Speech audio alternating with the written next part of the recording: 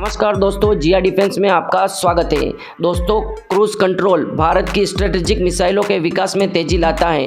दोस्तों, PBS aerospace का आकर्षक टर्बोफैन इंजन कई निजी कंपनियों भी इंजन विकसित कर रही हैं।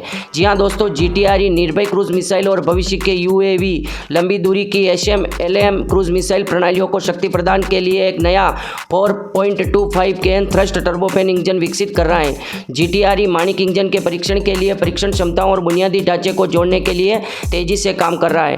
भारत की निर्भय क्रूज मिसाइल छोटे टर्बोफैन इंजन, उन्नत रेडियो फ्रीक्वेंसी सीकर्स और अन्य सब सिस्टम से लैस होगी ताकि इसे प्रस्तावित long range land attack cruise missile में बदला जा सके। भारत के रक्षा अनुसंधान और विकास संगठन डीआरडीओ ने हाल ही में ओडिशा के उत्तरी पूर्वी तट पर चांदीपुर में एकीकृत परीक्षण रेंज आईटीआर में अपनी स्वदेशी टेक्नोलॉजी क्रूज मिसाइल आईटीसीएम का उड़ान परीक्षण किया। आईटीसीएम एक टेक्नोलॉजिकल प्रदर्शन कार्यक्रम है जो इसे स्वदेशी रूप से विकसित छोटे टर्बोफैन इंजन एसटीएफईस की क्षमता को मान्य करने के लिए, जिसे माणिक इंजन के रूप में भी जाना जाता है। उन्नत रेडियो फ्रीक्वेंसी आरएफ साधक और अन्य उपप्रणालियां आईटीसीएम निर्भय क्रूज मिसाइल पर आधारित है जो एसटीएफई द्वारा संचालित है। एसटीएफई का विकासकर्ता डीआरडीओ का गैस टरबाइन अनुसंधान प्रतिष्ठान जीटीआरई है।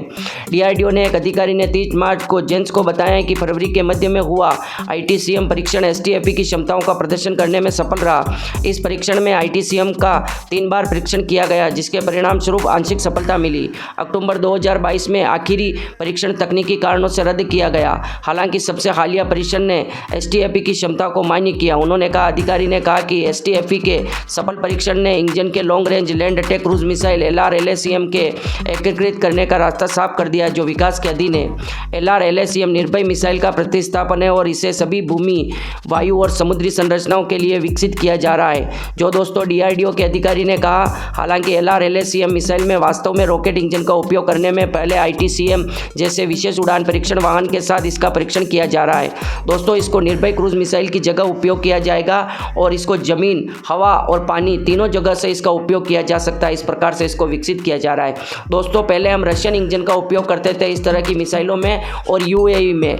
अब दोस्तों, हमने स्वदेशी माणिक इंजन पर काम करना शुरू कर दिया है और पूरी तरह से सफलता मिल चुकी है। स्वदेशी माणिक इंजन की परीक्षण पूरी तरह से सफल रहा है और ये दोस्तों 4.25 किलो न्यूटन थ्रस्ट पैदा करता है और दोस्तों इसको यूएवी में भी काम में लिया जाएगा। इस इंजन को दोस्तों हम इस तरह के इंजन का काम हनीवेल के साथ भी जॉइंट वेंचर करके इस तरह के इंजन का डेवलपमेंट कर रहे हैं, जो दोस्तों दूसरे यूएवी और भी मिसाइलों में काम में लिया जाएगा।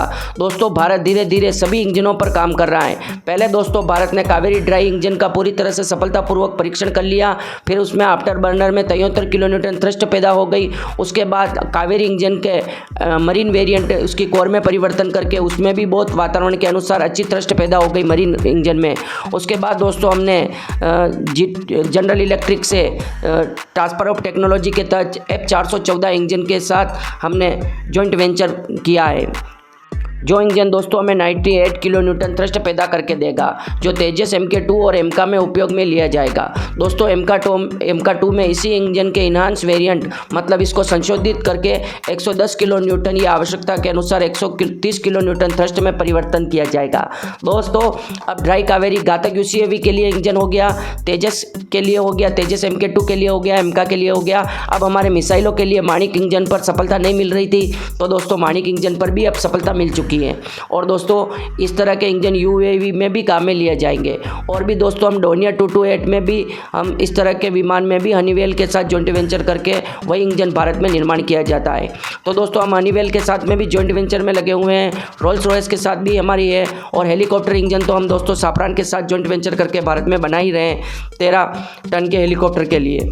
दोस्तों इंजन अगर भारत में बनने लग जाता है मिसाइलों का, तो दोस्तों दूसरों के ऊपर निर्भर नहीं रह जाता। युद्ध के समय हमको दोस्तों विदेशों से ये चीज़ें मंगवानी पड़ती है और उस समय क्या है कि दोस्तों युद्ध के समय देश अपना अपना फ़ायदा देखने के लिए सामान को पहुंचाने में देरी करते हैं या नाटक करते हैं। आपने देखा होगा कोरोना के समय में जो ऑक्सीजन थे उनकी जो सिस्टम थे उनकी रेट का ट्रिपल कर दिया था चाइना ने।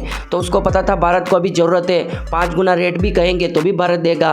तो इस तरह से दोस्तों देश मजबूरी का फ़ायदा उठाते हैं। इसलिए ट्रांसफ़र ऑफ टेक्नोलॉजी के तहत भारत में सभी टेक्नोलॉजी धीरे धीरे आने लग गई हैं और धीरे धीरे भारत के पास संपूर्ण टेक्नोलॉजी हो जाएगी।